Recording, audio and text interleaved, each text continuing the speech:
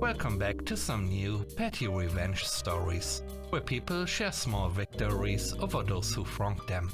I hope you had a great day. Thanks for all the likes and comments on the last video.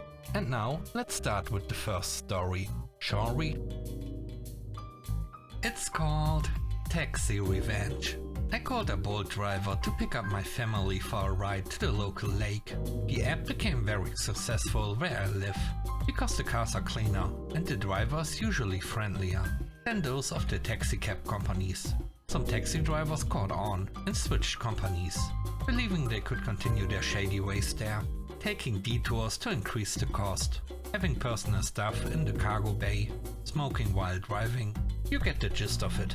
My family wanted to go swimming in the lake, which is located on the other side of our city. My sister wanted to take the bus, but I suggested a Bolt, because the bus station has no shade, and there are some constructions being done to the road leading to us. My husband and son obviously agree, because neither like the bus and the car would be faster. So I order a driver. The app says it will take him about 6 minutes, because he needs to finish another ride. Nothing uncommon, no worries. My son is excited. Hubby and sis are optimistic, so we chat away. After about 2 minutes, my son asks to watch the progress, which he often does, and suddenly wonders why the driver is further away. I take a look, and indeed, the driver went to the opposite direction, passing our store. We surmise that there might have been a construction site too, or that he wanted to bypass ours and continue chatting. After another 2 minutes, I check my phone and notice him circling a kindergarten. Maybe he wanted to take a shortcut and noticed he couldn't get through. We continue our conversation. After some more minutes, I see the driver getting to a crossing, which might lead our way. The city must be full of construction sites today. I relax a little, but to my surprise, he continues ahead, towards the train station, not us. At this point, I realize that he doesn't intend to pick us up. He intends for me to get bored and cancel the ride, in which case he gets a fee anyway. I start fuming. I write him a message, stating that I noticed him having difficulties getting to my location, and that I do not mind him cancelling so that someone else might come. The driver doesn't reply, but gets on the next main street. Possible directions: one way towards us, train station a little further away, a big hardware store very far away. He chooses the hardware store. I try to call him, but he doesn't answer. At this point, I've had enough. The driver already wasted about 11 minutes of our time. The bus was long gone by now too. My husband calls another car on his phone, while I write a complaint to the app, including a screenshot of the driver and his car, and decide to wait. This driver is not going to drive me anywhere, but I'll be damned if I cancel now.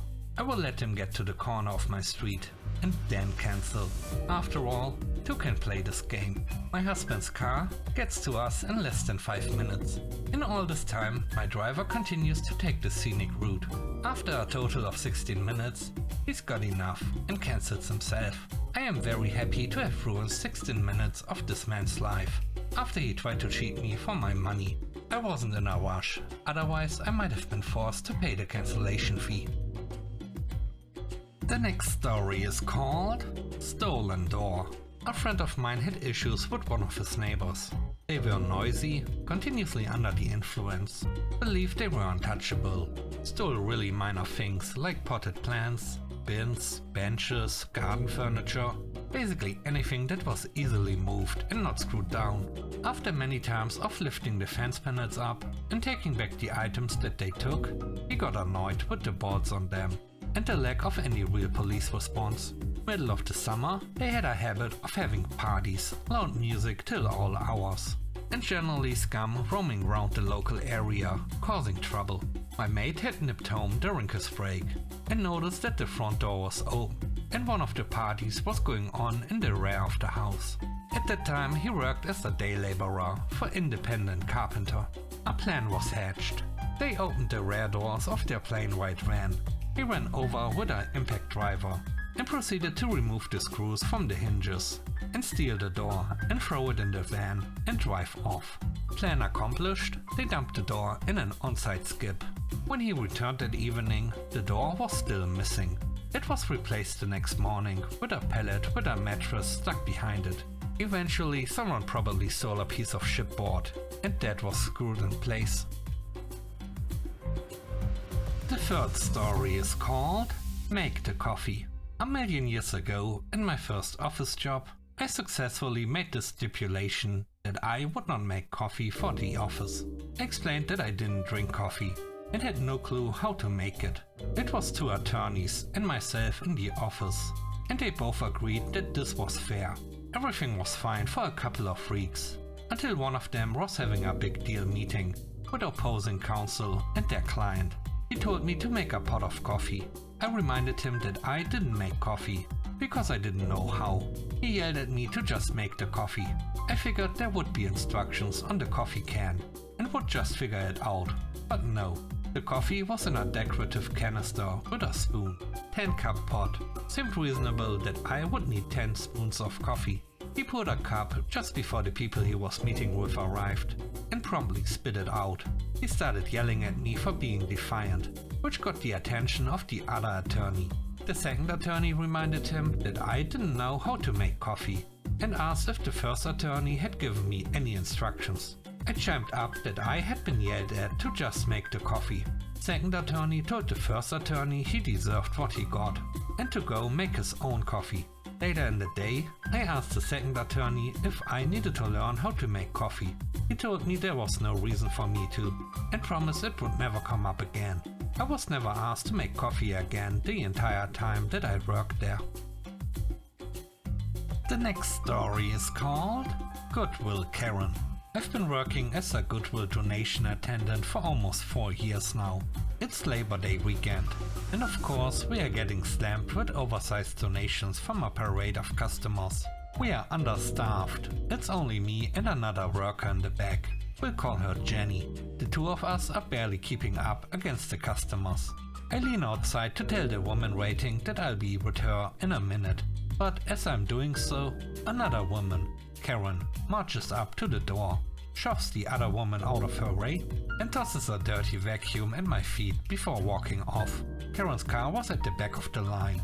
Our rules state that for customer safety and for our convenience, every customer must wait their turn, and they cannot dump their donations on the ground and leave.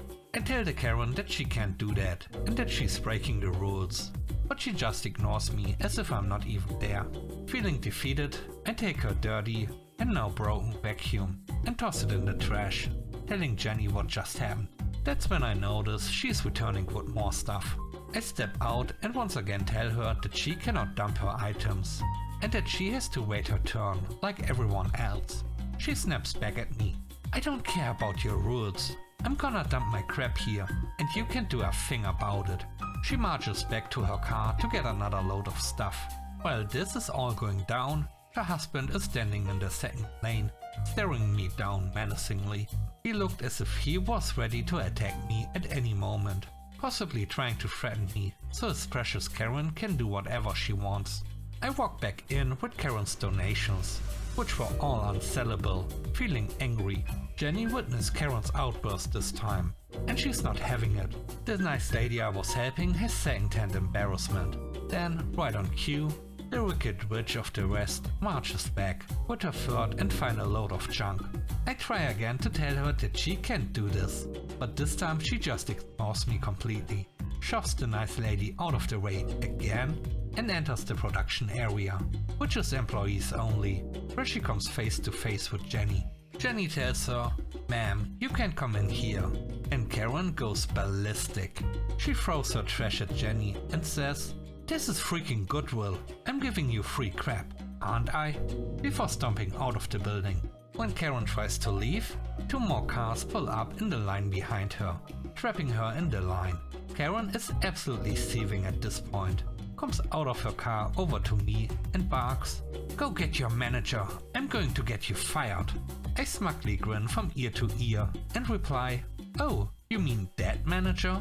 The one you just told to screw off?" Jenny is the manager. Karen goes as white as a sheet, huffs and sheepishly walks back to her car, where she awkwardly has to wait in line, just long enough for the security cams to get her license plates. So yeah, she's permanently banned from our store now. The last story is called No Pen. I worked for a board. I got a new chair and I quickly found out he never carried a pen. He always had things to sign during meetings. At the first meeting when he was chair, I was seated next to him. When it was time to sign something, without looking at me or asking, he simply put his hand out for me to hand him a pen. He was a professional and an attorney. He never had a pen. So at a subsequent meeting, I got my petty revenge. The nature of the organization meant that several members had disabilities. I deliberately set out the nameplates before the meeting and seated him between a person who was unable to wield a pen and a sign language interpreter. The look of desperation when he realized no one was near him to hand him a pen was priceless. This was several years ago and it still gives me glee. Thanks for watching the video to the end. I hope you enjoyed it. If you did, please don't forget to leave a like, comment and subscribe. And if you have time, watch another one of my videos. Also, if you want to support me further, check out the channel membership or Patreon. And now I hope you have a great day. See you soon. Bye bye.